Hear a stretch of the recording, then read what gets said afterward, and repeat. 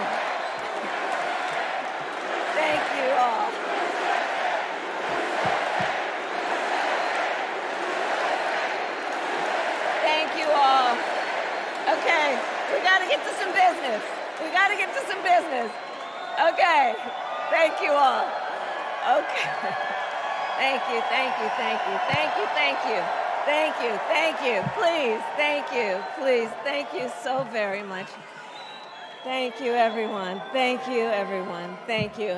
Okay, let's get to business. Let's get to business. All right.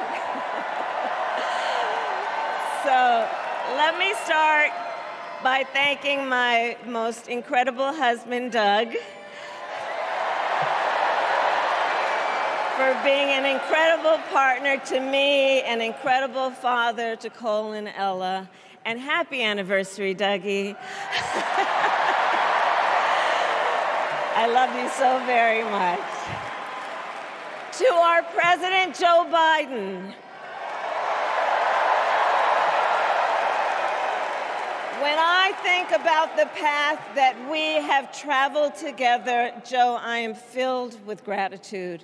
Your record is extraordinary, as history will show, and your character is inspiring.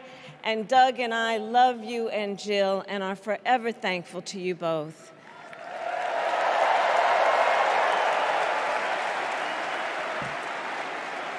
And to Coach Tim Walz,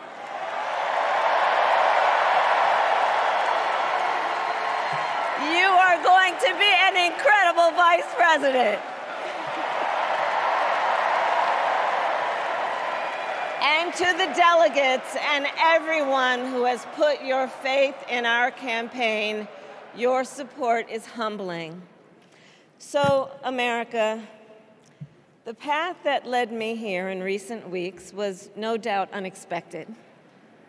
But I'm no stranger to unlikely journeys. So, my mother, our mother, Kamala Harris, had one of her own. And I miss her every day, and especially right now. And I know she's looking down, smiling. I know that. So my mother was 19 when she crossed the world alone, traveling from India to California with an unshakable dream to be the scientist who would cure breast cancer. When she finished school, she was supposed to return home to a traditional arranged marriage. But as fate would have it, she met my father, Donald Harris, a student from Jamaica. They fell in love and got married, and that act of self-determination made my sister Maya and me. Growing up, we moved a lot. I will always remember that big Mayflower truck packed with all our belongings, ready to go to Illinois, to Wisconsin, and wherever our parents' jobs took us. My early memories of our parents together are very joyful ones. A home filled with laughter and music, Aretha, Coltrane, and Miles. At the park, my mother would say, "Stay close." But my father would say, as he smiled, "Run, Kamala, run. Don't be afraid. Don't let anything stop you."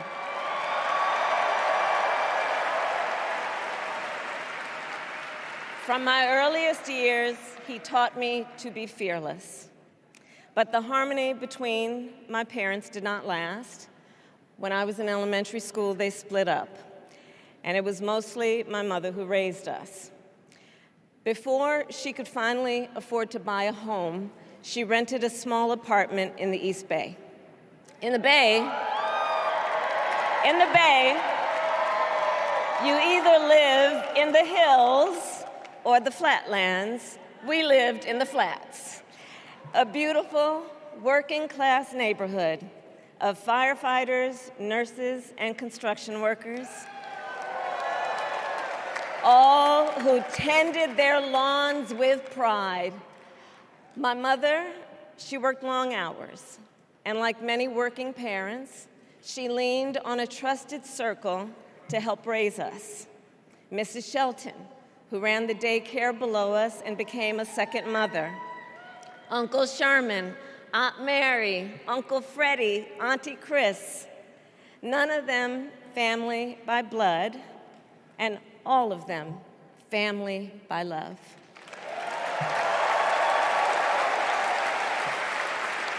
Family who taught us how to make gumbo, how to play chess, and sometimes even let us win.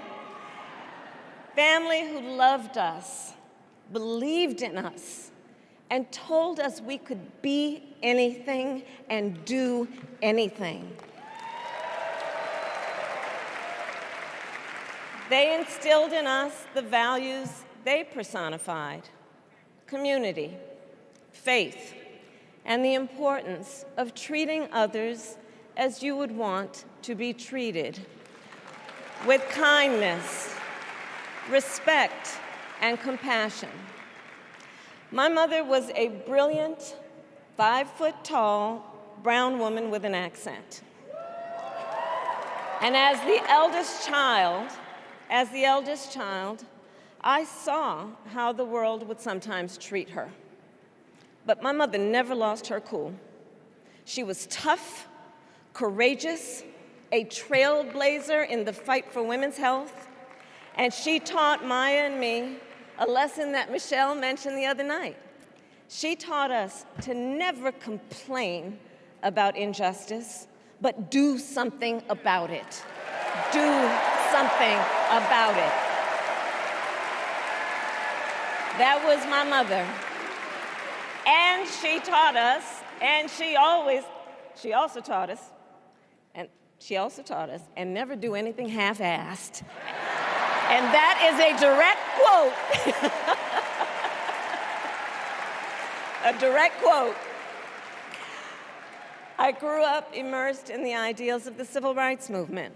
My parents had met at a civil rights gathering, and they made sure that we learned about civil rights leaders, including the lawyers like Thurgood Marshall and Constance Baker Motley, those who battled in the courtroom to make real the promise of America. So at a young age, I decided I wanted to do that work. I wanted to be a lawyer. And when it came time to choose the type of law I would pursue, I reflected on a pivotal moment in my life. You see, when I was in high school, I started to notice something about my best friend, Wanda. She was sad at school, and there were times she didn't want to go home. So one day I asked if everything was all right, and she confided in me that she was being sexually abused by her stepfather.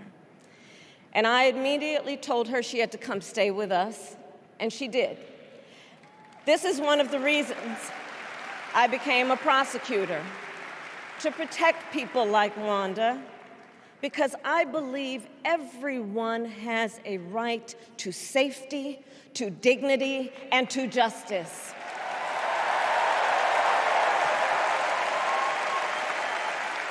As a prosecutor, when I had a case, I charged it not in the name of the victim, but in the name of the people.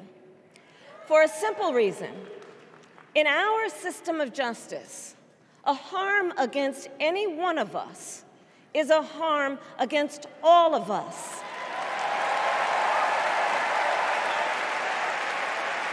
And I would often explain this to console survivors of crime, to remind them no one should be made to fight alone. We are all in this together. And every day in the courtroom, I stood proudly before a judge and I said 5 words: Kamala Harris for the people.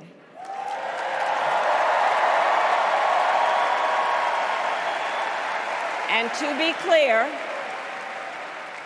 be clear, my entire career, I've only had one client, the people. And so, on behalf of the people, on behalf of every American, regardless of party, race, gender, or the language your grandmother speaks, on behalf of my mother and everyone who has ever set out on their own unlikely journey, on behalf of Americans like the people I grew up with, people who work hard, chase their dreams, and look out for one another, on behalf of everyone whose story could only be written in the greatest nation on earth, I accept your nomination to be President of the United States of America.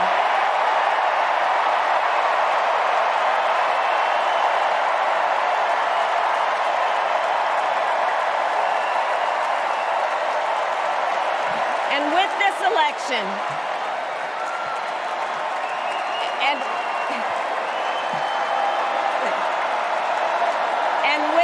election, our nation with this election has a precious, fleeting opportunity to move past the bitterness, cynicism, and divisive battles of the past, a chance to chart a new way forward. Not as members of any one party or faction, but as Americans. And let me say, I know there are people of various political views watching tonight, and I want you to know, I promise to be a president for all Americans. You can always trust me to put country above party and self, to hold sacred America's fundamental principles, from the rule of law to free and fair elections to the peaceful transfer of power.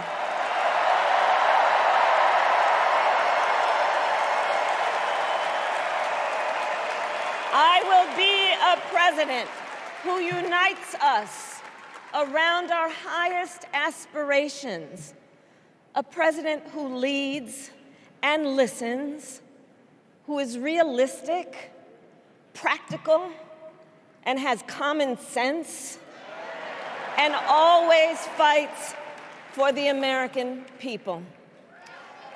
From the courthouse to the White House, that has been my life's work. As a young courtroom prosecutor in Oakland, California, I stood up for women and children against predators who abuse them. As Attorney General of California, I took on the big banks, delivered $20 billion for middle-class families who faced foreclosure, and helped pass a homeowner Bill of Rights, one of the first of its kind in the nation.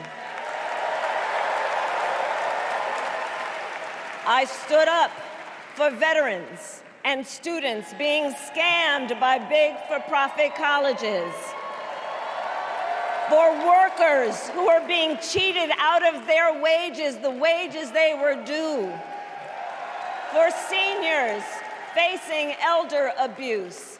I fought against the cartels who traffic in guns and drugs and human beings, who threaten the security of our border and the safety of our communities.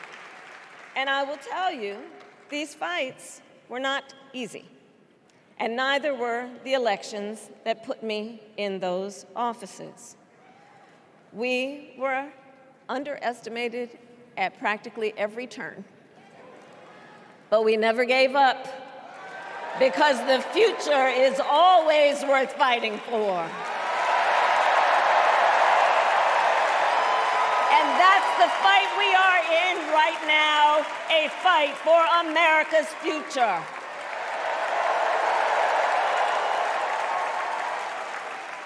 Fellow Americans, this election is not only the most important of our lives, it is one of the most important in the life of our nation.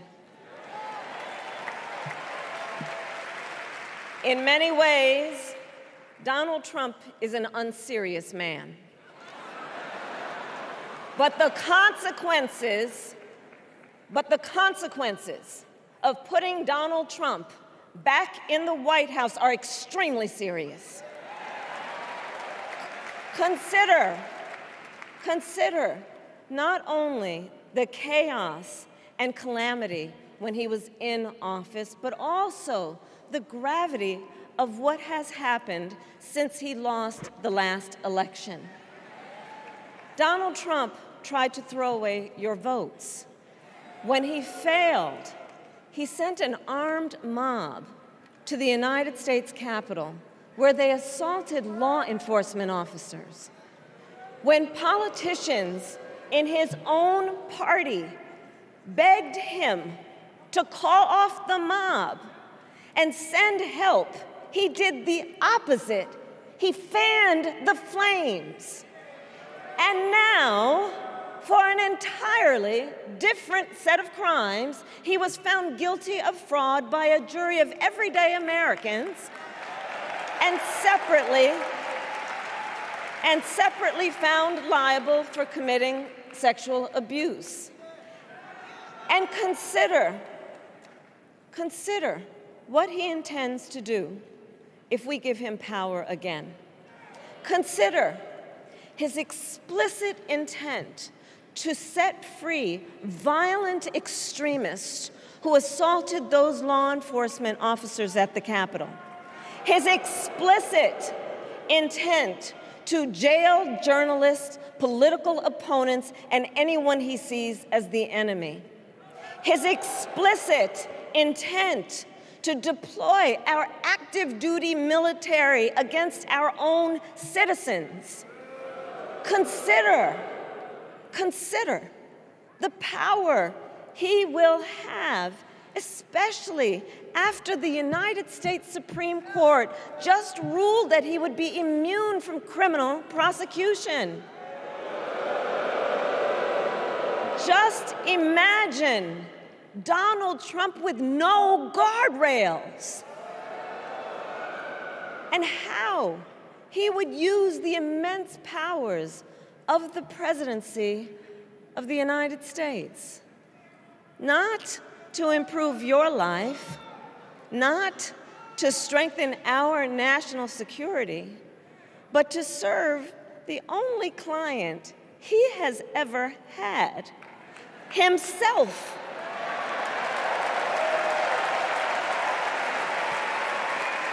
we know what a second Trump term would look like. It's all laid out in Project 2025, written by his closest advisors, and its sum total is to pull our country back to the past. But America, we are not going back. We are not going back. We are not going back. We are not going back to when Donald Trump tried to cut Social Security and Medicare. We are not going back to when he tried to get rid of the Affordable Care Act, when insurance companies could deny people with pre-existing conditions. We are not going to let him eliminate the Department of Education that funds our public schools. We are not going to let him end programs like Head Start that provide preschool and childcare for our children. America, we are not going back.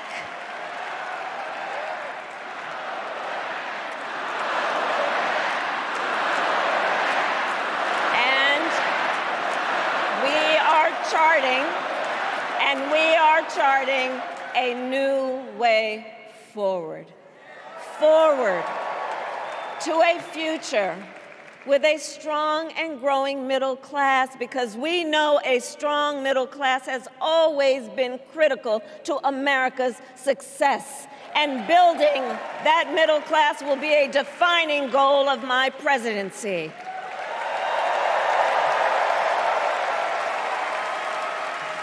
And I'll tell you, this is personal for me. The middle class is where I come from. My mother kept a strict budget.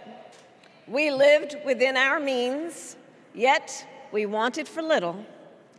And she expected us to make the most of the opportunities that were available to us and to be grateful for them. Because, as she taught us, opportunity is not available to everyone. That's why we will create what I call an opportunity economy where everyone has the chance to compete and a chance to succeed. Whether you live in a rural area, small town, or big city. And as president, I will bring together labor and workers and small business owners and entrepreneurs and American companies to create jobs, to grow our economy, and to lower the cost of everyday needs like health care and housing and groceries. We will provide access to capital for small business owners and entrepreneurs and founders. And we will end America's housing shortage and protect Social Security and Medicare. Now compare that to Donald Trump, because I think everyone here knows he doesn't actually fight for the middle class.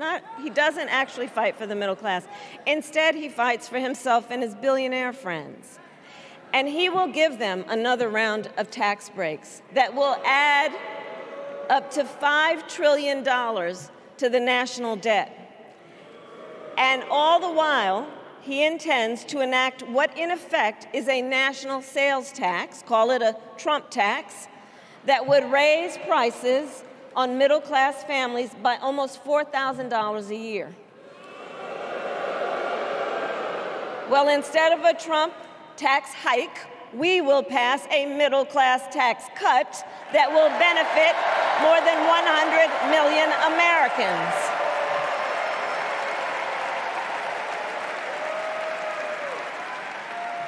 Friends, I believe America cannot truly be prosperous unless Americans are fully able to make their own decisions about their own lives, especially on matters of heart and home. But tonight, in America, too many women are not able to make those decisions. And let's be clear about how we got here. Donald Trump handpicked members of the United States Supreme Court to take away reproductive freedom. And now he brags about it. In his words, quote, "I did it and I'm proud to have done it," end quote. Well, I'll tell you, over the past 2 years, I've traveled across our country, and women have told me their stories. Husbands and fathers have shared theirs. Stories of women miscarrying in a parking lot, developing sepsis, losing the ability to ever again have children, all because doctors are afraid they may go to jail for caring for their patients. Couples just trying to grow their family, cut off in the middle of IVF treatments.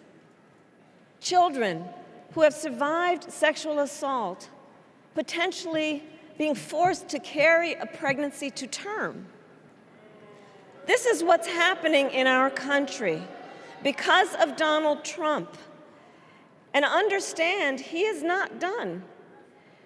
As a part of his agenda, he and his allies would limit access to birth control, ban medication abortion, and enact a nationwide abortion ban with or without Congress. And get this, he plans to create a national anti-abortion coordinator and force states to report on women's miscarriages and abortions. Simply put, they are out of their minds.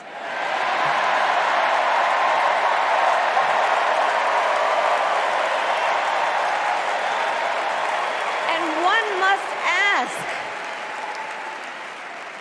must ask, why exactly is it that they don't trust women? Well, we trust women. We trust women. And when Congress passes a bill to restore reproductive freedom, as President of the United States, I will proudly sign it into law.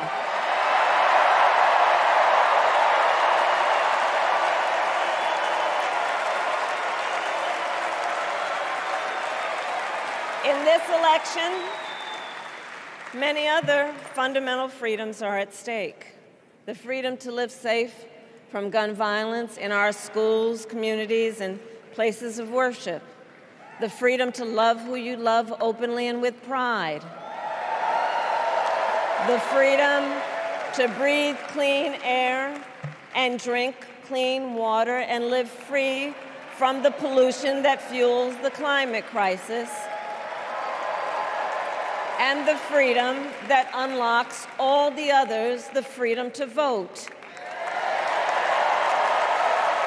With this election, we finally have the opportunity to pass the John Lewis Voting Rights Act and the Freedom to Vote Act.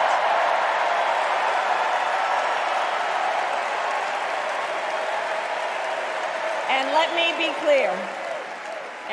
clear. After decades in law enforcement, I know the importance of safety and security, especially at our border. Last year, Joe and I brought together Democrats and conservative Republicans to write the strongest border bill in decades. The Border Patrol endorsed it. But Donald Trump believes a border deal would hurt his campaign. So he ordered his allies in Congress to kill the deal. Well, I refuse to play politics with our security, and here is my pledge to you. As president, I will bring back the bipartisan border security bill that he killed, and I will sign it into law. I know we can live up to our proud heritage as a nation of immigrants and reform our broken immigration system. We can. create an earned pathway to citizenship, and secure our border.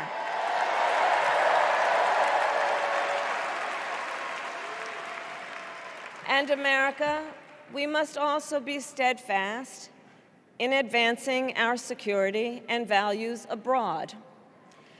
As Vice President, I have confronted threats to our security, negotiated with foreign leaders, strengthened our alliances, and engaged with our brave troops overseas. As Commander-in-Chief, I will ensure America always has the strongest, most lethal fighting force in the world. And I will fulfill our sacred obligation to care for our troops and their families, and I will always honor and never disparage their service and their sacrifice.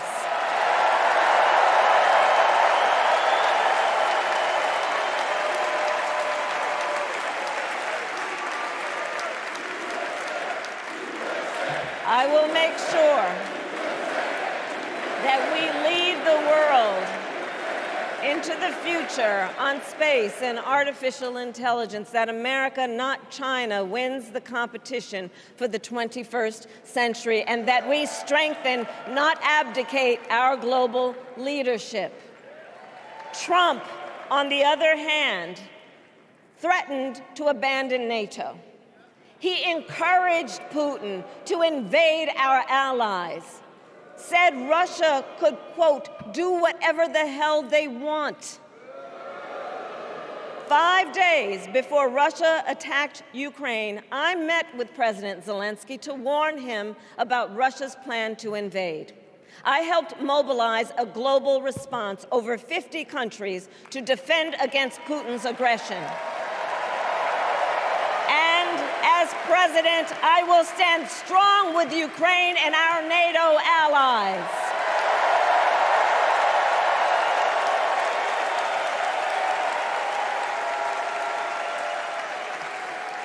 With respect to the war in Gaza, President Biden and I are working around the clock, because now is the time to get a hostage deal and a ceasefire deal done.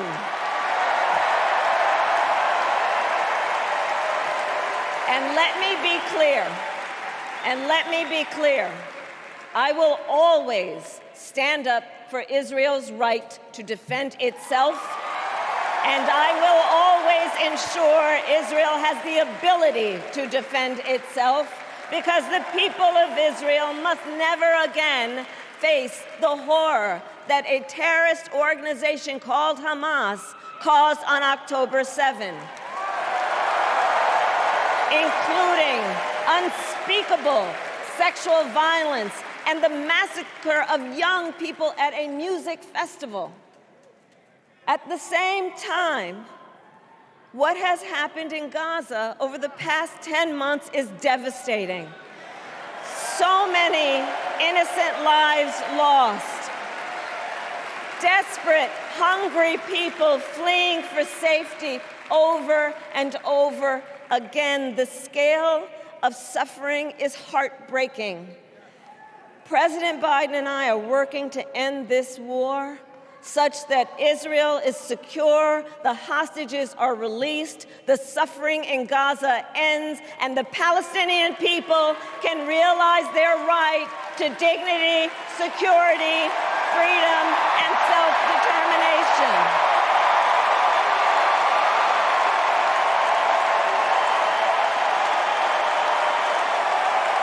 And know this, I will never hesitate to take whatever action is necessary to defend our forces and our interests against Iran and Iran-backed terrorists. I will not cozy up to tyrants and dictators like Kim Jong-un who are rooting for Trump,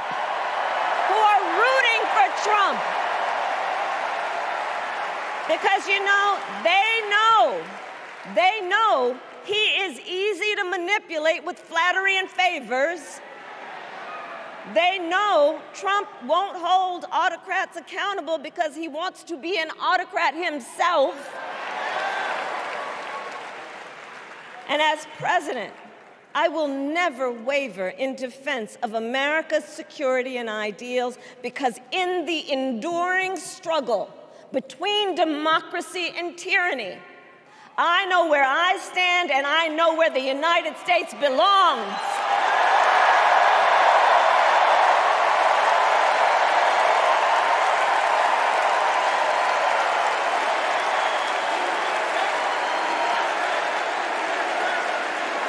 So fellow Americans,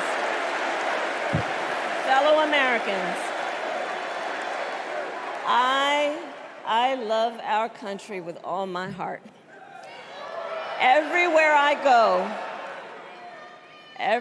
go, in everyone I meet, I see a nation that is ready to move forward, ready for the next step in the incredible journey that is America.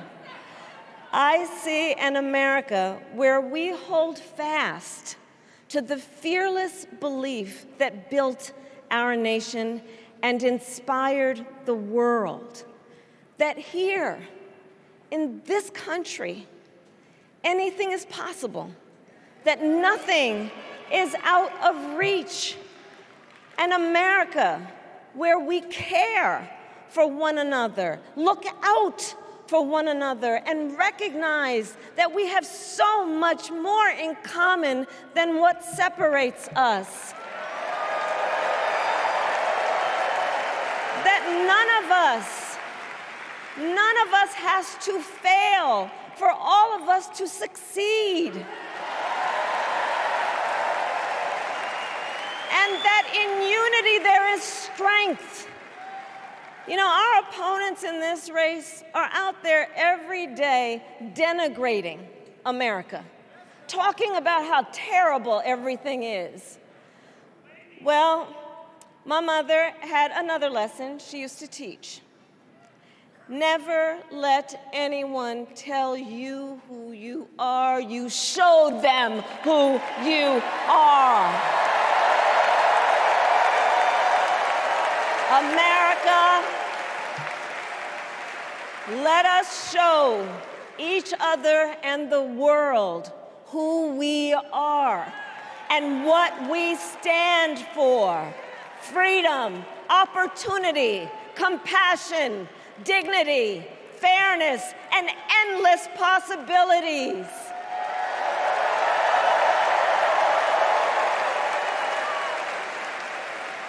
We are the heirs to the greatest democracy in the history of the world.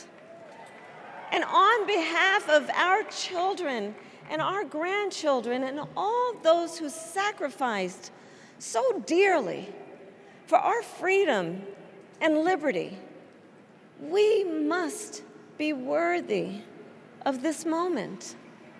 It is now our turn to do what generations before us have done, guided by optimism and faith, to fight for this country we love, to fight for the ideals we cherish, and to uphold the awesome responsibility that comes with the greatest privilege on earth, the privilege and pride of being an American.